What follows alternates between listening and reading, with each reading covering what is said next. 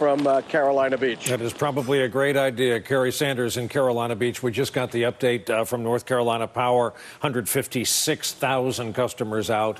And sadly, for this storm, the night is young.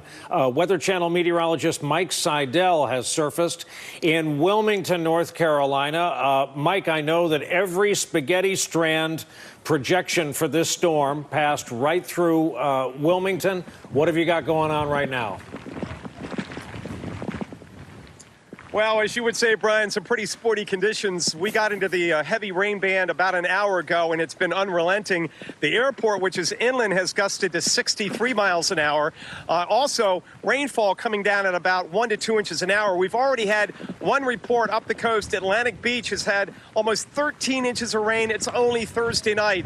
And the problem with the storm, even though, thank goodness, the winds, Brian, have dropped considerably from 140 Cat 4 down to 90 Cat 1, that lowers the threat of destruction on these beach properties and inland. We still have enough wind to knock down a lot of trees and knock out power, but we're still going to have this storm lollygagging towards the coast and then inland, and we're not quite sure if it's going to go down the coast or stay in South Carolina. But the bottom line, the slow motion means incredible amounts of rain.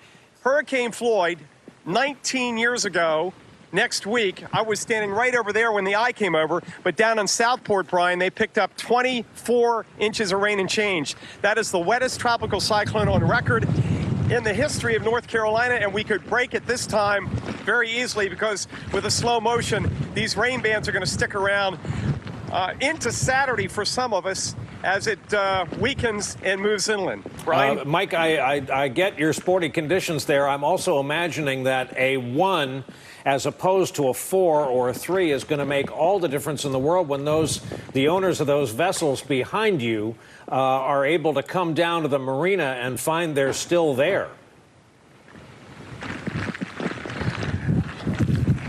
Yeah. If you noticed, all the boats here are gone over the past couple of days, certainly Tuesday and Wednesday. They got a lot of boats out of the water. It was like night and day, but the big boats over there are moored. They're on the other side of another floating dock. And the one thing we got going for us here is Wrightsville Beach technically is over there, but it's about 2 miles away from me as a crow flies. So we're not going to have the battering waves here in this intracoastal waterway here between Wilmington and Wrightsville Beach. So those boats, although tenuous over there, they're not going to be bobbing too much, but I'm sure the owners are keeping a close eye on them tonight by watching maybe the Weather Channel and MSNBC. Mike Seidel, Wilmington, North Carolina. Thank you, Mike, as always. Miguel Almaguer is also in Wilmington, North Carolina, where the storm is whipping up right now. Hey, Miguel.